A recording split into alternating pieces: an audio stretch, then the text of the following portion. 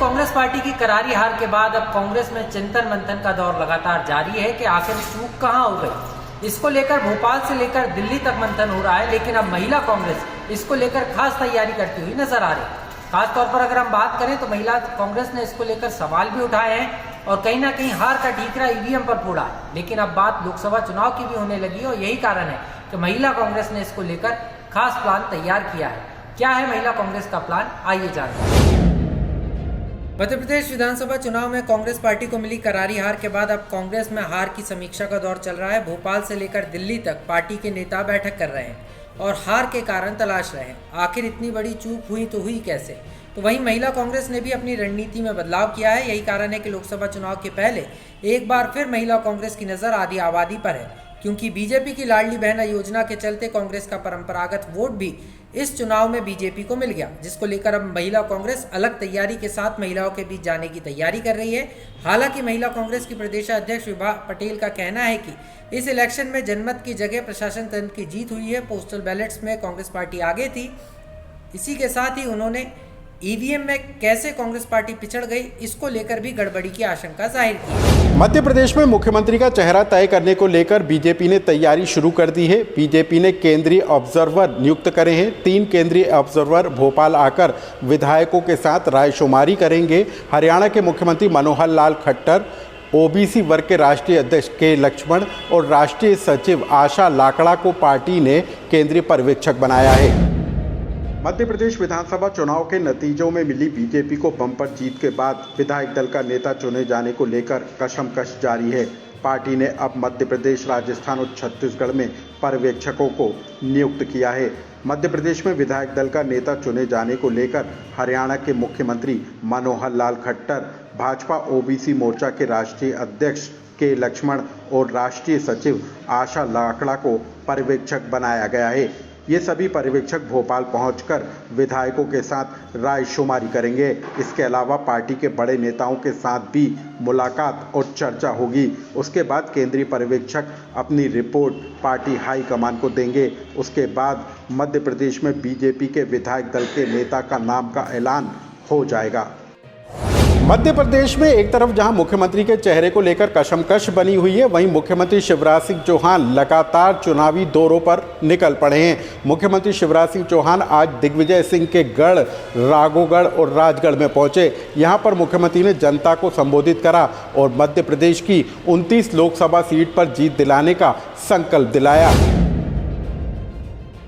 Mission 29 पर निकले मुख्यमंत्री शिवराज सिंह चौहान ने राजगढ़ में दिग्विजय सिंह पर जमकर हमला बोला। मुख्यमंत्री ने कहा, 2003 में जब वो चुनाव लड़ने राजगढ़ आए थे तब नाला था, न सड़क थी, न बिजली थी। इतने सालों तक सत्ता पर राज करने वाले कांग्रेसियों ने राजगढ़ का विकास नहीं किया। मुख्यमंत्री ने दिग्विजय सिंह पर भी जमकर हमला बोला। मुख्यमंत्री ने कहा, दिग्गी राजा कहते थे तारीख नहीं बताएंगे, अब तारीख भी आ गई। 22 जनवरी 2024 को अयोध्या में राम मंदिर के प्राण प्रतिष्ठा का कार्यक्रम होगा। मुख्यमंत्री शिवराज सिंह चौहान ने राजगढ़ में लोगों को संकल्प दिलाया कि लोकसभा चुनाव में बीजेपी को जीत दिलाने के लिए वो वोट करेंगे।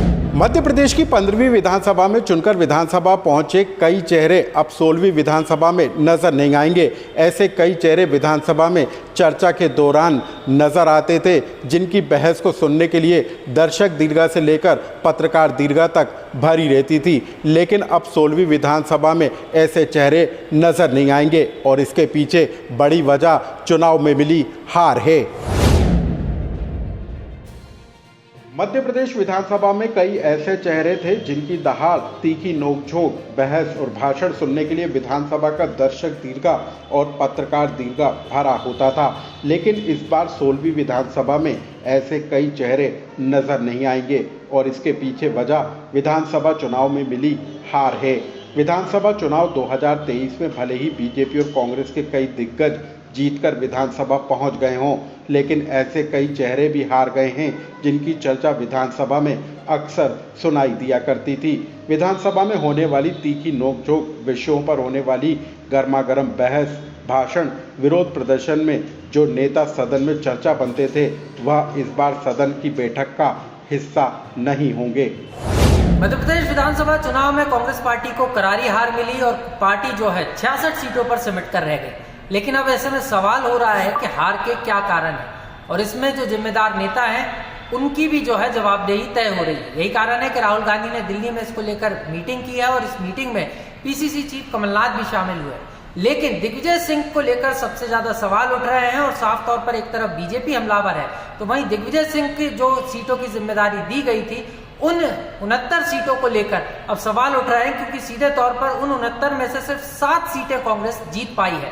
तो अब दिग्विजय सिंह की क्या भूमिका आने वाले समय में होगी ये देखना अहम होगा।